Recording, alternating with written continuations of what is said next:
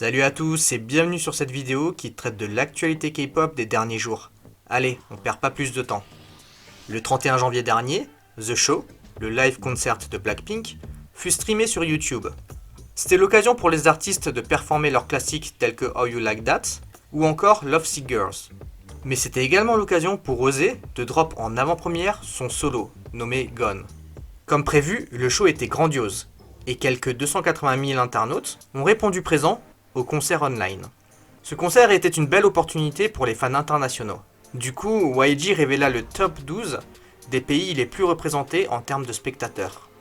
Je vous affiche le classement à l'écran. Mais bon, il y a un problème. Bah ouais, ils sont où les Blinks français? Ah, je suis un peu déçu.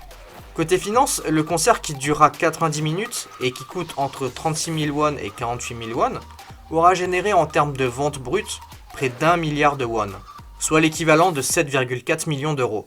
C'est une belle performance. YG déclare aussi que The Show a provoqué près de 2,7 millions d'abonnements supplémentaires à la chaîne YouTube de Blackpink. D'ailleurs, en parlant de YouTube, Boombaya est le premier debut song à avoir atteint les 1 milliard de vues, rejoignant ainsi Doudou Doudou et Kill This Love dans le milliard de vues chez Blackpink. Boombaya, qui a été release le 8 août 2016, aura pris 4 ans, 5 mois et 26 jours pour parvenir à ce chiffre fatidique.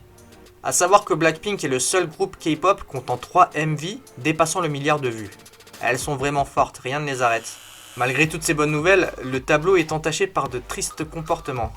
Les internautes ont dû se dresser ce mardi 2 février sur Twitter contre les haters.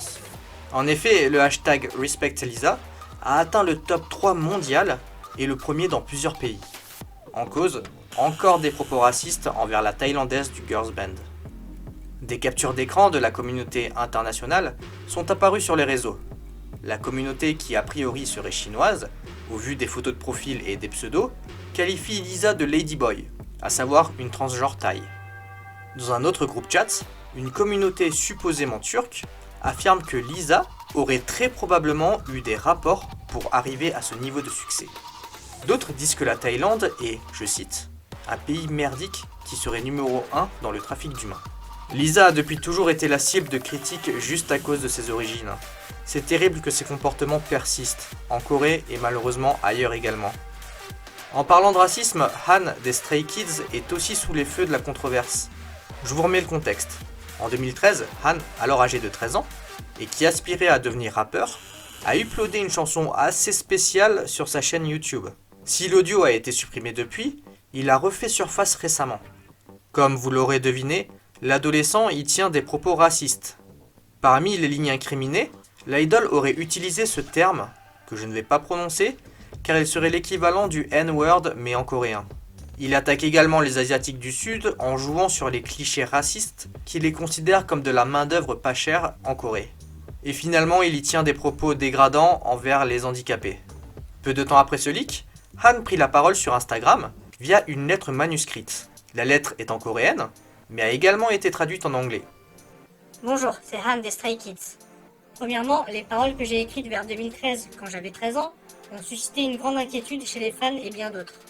Sans aucune excuse, c'est entièrement de ma faute. Je m'excuse sincèrement. J'ai pris des paroles inappropriées avec la seule pensée de vouloir rapper pendant ma jeunesse irresponsable. Je m'excuse d'avoir blessé tant de gens avec les paroles écrites sans trop réfléchir. Comme je comprends parfaitement qu'un tel comportement ne peut être excusé simplement en raison du jeune âge, je réfléchirai profondément à mes actions.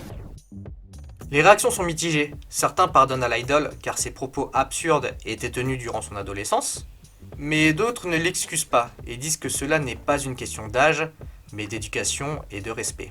Pour continuer dans la même thématique, Source Music, le label de Yoja Chingu, a présenté ses excuses publiques. En cause, des photos polémiques postées par Sowon. Ce 30 janvier, l'artiste a partagé sur son Insta plusieurs photos d'elle et d'un mannequin arborant une tenue nazie. Elle y admire la statue avec amour et lui tient même la joue. Elle a rapidement supprimé les photos suite à cela, mais il était trop tard. Les photos avaient déjà circulé. En fait, l'endroit duquel Sowon a pris les clichés était un salon de thé nommé Café Zino, situé à Paju. Le café a pour thématique l'histoire européenne et a été utilisé dans de nombreux dramas, mais pour une raison inconnue exhibait une statue nazie. Rapidement, les netizens ont demandé des explications de la part du label et de l'artiste. Et donc le 1er février, le label a pris la parole. Bonjour, c'est Source Music. Nous nous excusons sincèrement pour la vidéo dans les coulisses du comeback show de Yoja Chingu et pour la photo uploadée par SoOne, qui ont causé une controverse. Nous nous excusons de ne pas avoir confirmé en avance qu'il y avait des accessoires inappropriés sur le set, de ne pas avoir inspecté suffisamment durant le tournage et la mise en ligne, et de ne pas avoir fait attention aux faits historiques et aux problèmes sociaux. La partie à problème de la vidéo a été corrigée. L'artiste elle-même a reconnu la signification de la photo, elle a été surprise et elle a immédiatement supprimé la photo. Elle s'est sentie responsable d'avoir posté une telle photo et a eu mal au cœur. Certains netizens la défendent et affirment que ce n'est pas de la faute de SoOne. Elle ne pouvait pas être au courant de ce genre de choses telles que le nazisme ou encore l'antisémitisme. Ces notions faisant partie de l'histoire européenne, en grande partie, et non celle de l'Asie. D'autres au contraire affirment que ce sont des sujets balayés en cours d'histoire en Corée, puisque la coalition entre l'Allemagne et le Japon eut un grand impact sur la péninsule coréenne. Elle n'aurait donc aucune raison d'ignorer une telle part de l'histoire. Vous en pensez quoi, vous ? Moi, je sais pas trop. C'est vrai que c'est inconcevable de notre côté de ne pas savoir cela. Mais par exemple, si je vous montre ça, vous trouvez ça cool ? Eh bien ceci, sachez que c'est le Kyokujitsuki, le symbole de l'impérialisme japonais. En Asie de l'Est, cela a autant de poids en termes d'histoire et de signification que la croix gammée en Europe. J'ai appris cela à mes dépens quand je vivais en Corée. Je vous laisse vous faire votre propre opinion de la situation, mais je suis curieux de savoir ce que vous pensez. D'ailleurs, vous avez pensé quoi du dernier MV d'Aespa ? Il est sorti ce vendredi 5 février et reprend le titre Forever de Yu Young-jin. Contrairement à Black Mamba, le MV se veut être une balade tranquille.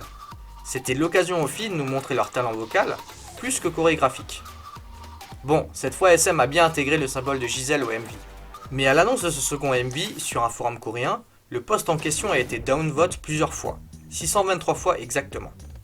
Du coup, les netizens et les fans se demandent d'où vient toute cette haine pour un groupe qui débute seulement. Elles eurent leur lot de scandales, mais rien d'avéré ni de grave. Donc que se passe-t-il avec Aespa ? Bon les amis, c'est déjà fini. Si vous voulez montrer votre soutien, likez la vidéo, abonnez-vous et activez la cloche. Sinon, on peut aussi discuter plus tranquillement sur mon Insta comme d'habitude. Allez, on se dit à toutes et bye bye.